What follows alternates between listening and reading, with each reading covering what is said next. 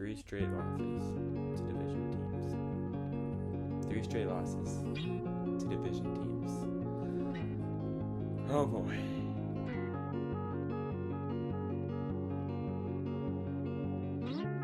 Hello everyone and welcome back to Tampa Bay Sports Daily and Bucs Breakdown. Buccaneers fall a 3rd straight game and a 3rd straight division game to the Carolina Panthers in Charlotte at Bank of America Stadium, 23-20 in another close game.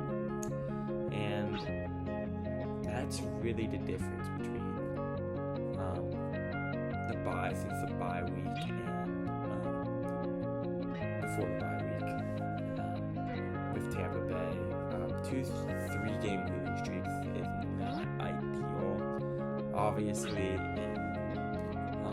the season, you don't want that because that means you're losing a lot of games close. And I don't mean close in like score, I mean like close together. And let's get into this game before we break down the scenarios left for Tampa Bay and just how I think this season has gone just overall. And I know we still have 2 games left, but so the game starts off. Panthers start with the football and they move down the field pretty quickly. They were down there in 3 minutes, and the Bucs held to a field goal, luckily for 3-0. But then the Bucs came down, went right down the field, a couple of big plays there, good first downs, and then a 1-yard fade route to Mike Evans, classic Mike Evans red zone touchdown right there, exactly what you want. And Bucs scored 7-3, and Bucs forced the punt, got the ball back, and this is where I think the game really started to, because the Bucs got a field goal, but they got roughing the kicker line, so they got another opportunity, got into red zone, got into the first and goal, and could not score a touchdown, had to settle for a field goal, and they ended up losing by a field goal, so that touchdown would make a difference. But going back to it, Panthers settled for another field goal in the second quarter.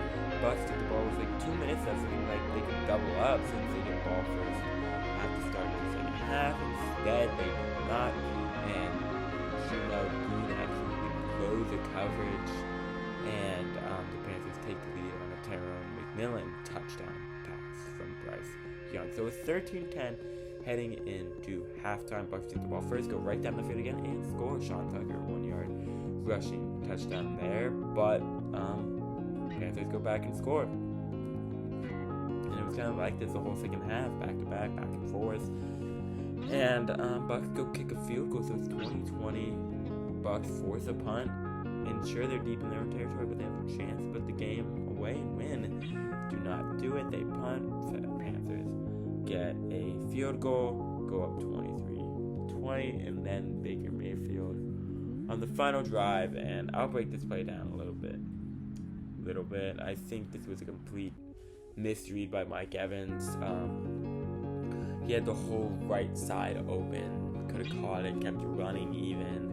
And sure, they only had 1 timeout left, but there were 49 seconds. Then Baker, it's such a quick, being a quarterback is quick decision basis, and his throw wasn't great, but it also wasn't horrible. Like, if you know what I mean. Like, it wasn't a bad throw, it just was a miscommunication, and it sucks when it's the end of the game and you have a miscommunication. But Buccaneers fall 23-20, 3rd straight division loss. Now getting into what this means for Tampa Bay. Nothing. This game actually did not mean anything to Tampa Bay. They still control their own destiny theoretically. They still have a better win chance of the division, and that's because of who Carolina plays next week. Carolina plays Seattle, who's going to be fighting to clinch the AFC West, so they still have games to play for, and the Seahawks offense is explosive, as we would know. We beat them 38-35 earlier in the year, so if they lose to Seattle, then it doesn't matter. Even if they win to Seattle, it doesn't matter. Like, it literally does not matter what the Panthers do. The Bucs just have to beat the Dolphins next week. The Buccaneers just have to beat the Dolphins next week, and then we have a matterful game in Week 18. If the Bucs beat the Panthers, then the Bucs win the division. So the Bucs theoretically still control their own destiny, but so do the Panthers. It's a situation where both teams control their own destiny. Panthers realistically just need to win the one game against us, just because of how the division has worked out this year. But that means it would be at 9. So that means they'll probably be 9-8 division winner in the NFC South, which just sucks completely because you got the Lions who got screwed over last game against the Pittsburgh Steelers. That ended was just crazy. If you guys want me to do like NFL videos, like just over the entire NFL, I'd love to. But I know I'm taking sport, so we'll see about that. But yeah, it just kind of sucks how the playoff setup is because the division winner making it 9-8 when there's other teams out there who have a better record.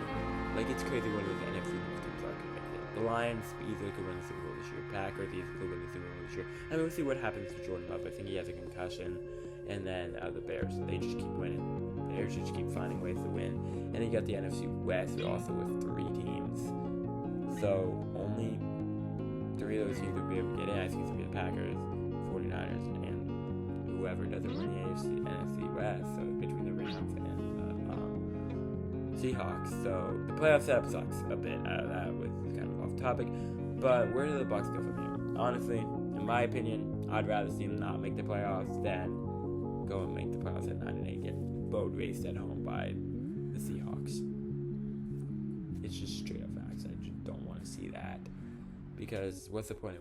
Sure, you win 5 straight division titles, but it's just tough because you know you expected this team to be great after 6-2, and then they've dropped one of their last 6. They've won one game in the last 6 games. The Saints have won more games. The Saints have one more loss than Tampa Bay right now, which is absurd. That is absurd. Like the Bucs could finish 4th in this division. If they lose every other game, they could finish 4th. Because Falcons can still win 7 games. Saints could still win 7 games. So, Bucs could easily finish 4th in this division, and that would just be horrendous after they start 6-2. And that would be demanding a change in coaching staff. Because at one point, it gets past the players. The offensive play calling is horrendous every game. There's some games that because they're just solid, but this game is just horrendous play calling. And then Todd Bowles is just no discipline, obviously. The penalties show it. And it's just, they're not playing that Bruce Arians football that worked when they won the Super Bowl in those divisions when he was there. And honestly, I think Todd Bowles is just taking advantage of some trash divisions, and that's the only reason he's winning so many. But that's going to do it for a Buccaneers breakdown of this and another Buccaneers L. But Buccaneers still can win the division after this one. Crazy say this word, but I hope you guys enjoyed.